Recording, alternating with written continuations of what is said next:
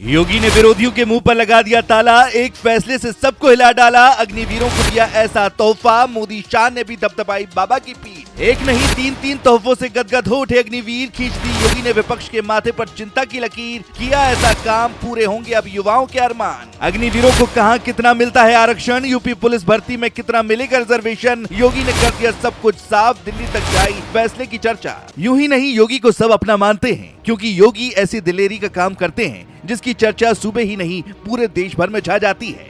प्रदेश भर के हर वर्ग के लिए योगी ने ऐसी योजनाएं चला रखी हैं, चाहे महिलाएं हो, बुजुर्ग हो या फिर युवा। योगी ने हर किसी के लिए एक से बढ़कर एक फैसले लिए हैं। योगी माफियाओं के लिए जितने सख्त हैं, आम जनता के लिए उतने ही नरम हैं। योगी से माफिया और अपराधी जितना दूर भागते हैं, आम जनता उतना ही उनसे कनेक्ट करती है, जिसकी झलक आए दिन देखने को भी मिलती है। लेकिन इस बीच योगी ने अग्निवीरों को ऐसा तोहफा दिया है जिसके बाद उनकी पूरी जिंदगी सुधर जाएगी, या यूं कहें कि एक ही फैसले से योगी ने अग्निवीरों की सारी समस्याओं को खत्म कर दिया है, जिसके बाद हर कोई बाबा के फैसले से गदगद है। खबर तो ये भी है कि दिल्ली से मोदी शाह ने योगी को फोन कर उनके फैसले की तारीफ की है, जिसके बारे में आपको सब बताते हैं। इसके साथ ही ये भी बताते हैं कि कहां कितना अग्निवीरों को फायदा मिलता है और योगी ने कितना फायदा दिया है। दरअसल अग्निवीरों को इस बात की चिंता होती थी कि वो 4 साल के बाद फिर क्या करेंगे, लेकिन अब योगी ने उनकी सारी जिंदगी सुधार दी है। खबरों की माने तो योगी ने पूर्व अग्निवीरों को पुलिस भर्ती में 20% आरक्षण देने का फैसला किया है।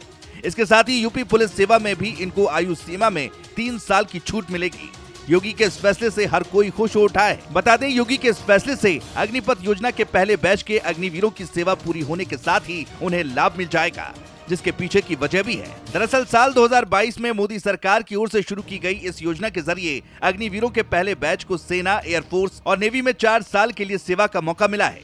इसमें से 25% को स्थायी नियुक्ति मिल जाएगी, जबकि बाकी 75% को अन्य नागरिक सेवा भर्तियों में जगह ढूंढनी पड़ेगी। तो यूपी पुलिस में भर्ती के साथ ही अब आरक्षण का लाभ भी इनको मिल सकेगा, क्योंकि योगी कैबिनेट ने इस फैसले पर मुहर लगा दी है। जानकारी के लिए बता दें, यूपी पुलिस में अलग अलग कई कैटेगरी में भर्ती होती है, जिनमें आरक्षी पुलिस, आरक्षी पीएसी, आरक्षी घुड़सवार, फायरमैन, महिला बटालियन, विशेष सुरक्षा बल और नागरिक पुलिस के पद शामिल होते हैं।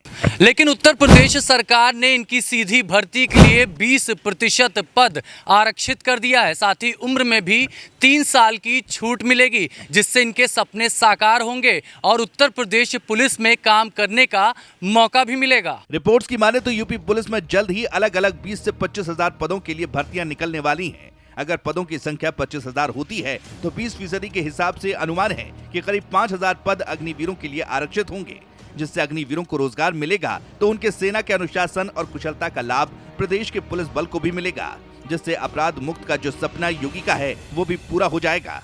वहीं समय के साथ प्रमोशन मिलने पर रैंक और सैलरी दोनों अग्निवीरों की बढ़ जाएगी। बता दें, constable, head constable, assistant sub inspector और इंस्पेक्टर जैसे पदों पर प्रमोशन मिलता रहता है। हाल फिलहाल सीआईएसएफ, बीएसएफ ने हरियाणा में 10% और ओडिशा में भी 10% आरक्षण अग्निवीरों को दिया जा रहा है।